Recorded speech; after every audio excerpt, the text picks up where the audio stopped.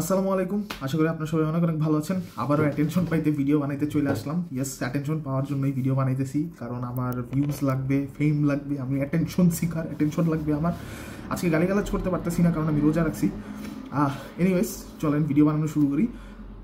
আমি হইতেছে আপনাদেরকে যেটা বলতে চাইছিলাম সেটা হইতেছে, আজকে ভিডিওর কোনো স্ক্রিপ্ট নাই। ইউজুয়ালি আমি একটা টপিক নিয়ে ভিডিও বানাই, যেই টপিকের মধ্যে আমি কথাবার্তা বলবো, বাট আজকে ভিডিওর মধ্যে ওরকম কিছুই নেই।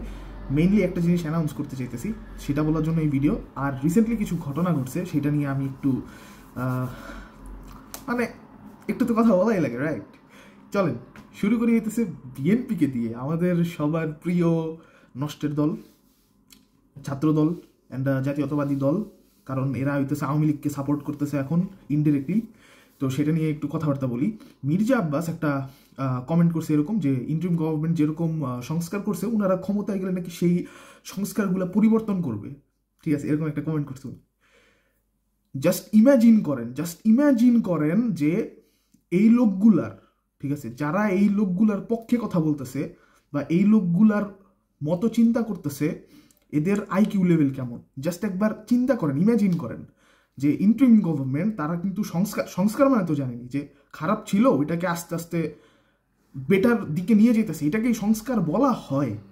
ঠিক আছে, সে পাবলিকলি কমেন্ট করতেছে যে সে হইতেছে ক্ষমতায় গেলে এই সংস্কারকে আবার রিভার্স করবে। বুঝেন কোন লেভেলের আইকিউ এদের, কোন কোন লেভেলের সস্তা নেশাকারী এগুলা, যে এরকম কমেন্ট করতেছে পাবলিক প্লেসে আইসা। অ্যান্ড ইমাজিন করতেছে যে এরা নাকি আবার ভোটও পাবে জনগণের কাছ থেকে, অ্যান্ড ওই ভোট নিয়ে নাকি এরা আবার ক্ষমতায়ও যাবে। ক্ষমতায় যাওয়া নিয়ে আমার আর কিছু কথা আছে, ওটা পরে বলতেছি। বাট ইয়া, আপনি চিন্তা করে দেখেন যে কোন লেভেলের আইকিউ এদের। এই আইকিউওয়ালা লোক নাকি তারা আবার দেশ চালাবে। ঠিক আছে, কোন লেভেলের সস্তা নেশাকারী, কোন লেভেলে। আচ্ছা না, তুই তুই কি দিয়া সস্তা নেশা করছিস যে তুই এই সব চিন্তা ভাবনা করতেছিস? তুই তুই কি দিয়া সস্তা নেশা করছিস? কত কেজি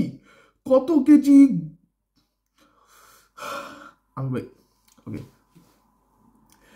কত কেজি গু দিয়া তুই সস্তা নেশা করছস যে তুই এরকম কমেন্টগুলো আইসা করতেছস অ্যান্ড এক্সপেক্ট করতেছস যে মানুষজন তোরে আবার ভোটও দিবে। ওয়াও, এদের এদের এদের এদের জন্য না একটা স্পেশাল পুরস্কার বানানো উচিত। যেমন আমাদের প্রফেসর ইউনূস হইতেছে নোবেল প্রাইজ উইনার, এদেরকেও হইতেছে একটা স্পেশাল প্রাইজ দেওয়া উচিত, বাট হাতে না, অন্য একটা স্থানে। আমি রোজা রাখছি তাই কিছু বলতেছি না। আচ্ছা, ক্ষমতা নিয়ে আমি কিছু কথা বলি। এই ক্ষমতা ক্ষমতা ক্ষমতা ক্ষমতা ক্ষমতা এই ওয়ার্ডটা না ইউজ কইরা আমরা কি রেসপন্সিবিলিটি এই ওয়ার্ডটা ইউজ করতে পারি না? হ্যাঁ, আপনি দেখেন প্রত্যেকটা দল, প্রত্যেকটা রাজনীতিবিদ, এরা পজিশনসগুলোকে ক্ষমতায় প্যাক করা পজিশন বানাই ফেলছে। বাট এই উদ্দেশ্য নিয়ে কিন্তু এই পজিশনসগুলো তৈরি হয় নাই। এই পজিশনসগুলো তৈরি হয়েছে হইতেছে রেসপন্সিবিলিটি নেওয়ার জন্য, যে এই লোকটা এই পজিশনে যে আছে সে অনেক মানুষের রেসপন্সিবিলিটি নিতেছে, অ্যান্ড দ্যাটস ওয়াই অনেক কিছুর অ্যাক্সেস তাদের আছে। বুঝতে পারছেন? অনেক কিছুর অ্যাক্সেস, অনেক অনেক কিছুই তারা অ্যাক্সেস করতে পারে, অ্যান্ড দ্যাটস ওয়াই তারা ইউনো জেনারেল পাবলিকের থেকে একটু বেশি সব জায়গাতেই অ্যাক্সেসিবিলিটি বেশি পায়। এই জিনিসটাকেই এরা ক্ষমতা ক্ষমতা ক্ষমতা ক্ষমতা বানাই ফেলছে। এই আইকিউ নিয়া, ঠিক আছে, তোর কি মনে হয় যে তোদের যেই আইকিউ আছে, হ্যাঁ, এই আইকিউ নিয়ে তোরা রেসপন্সিবিলিটি নিতে পারবি বা মানুষদের রেসপন্সিবিলিটি নিতে পারবি? তোদের কাছে কেন মনে হয় যে এই আইকিউ নিয়ে তোরা অ্যাকচুয়ালি ক্যাপেবল এনাফ? ওকে, যাই হোক, এটা কথা বাদ দিই। এখন সেকেন্ড কথাতে আসি, সেটা হচ্ছে আমাদের জিডাব্লিউ নিয়ে। জিডাব্লিউ তো বুঝলেন, আমাদের জেনারেল ওয়েস্ট নিয়ে।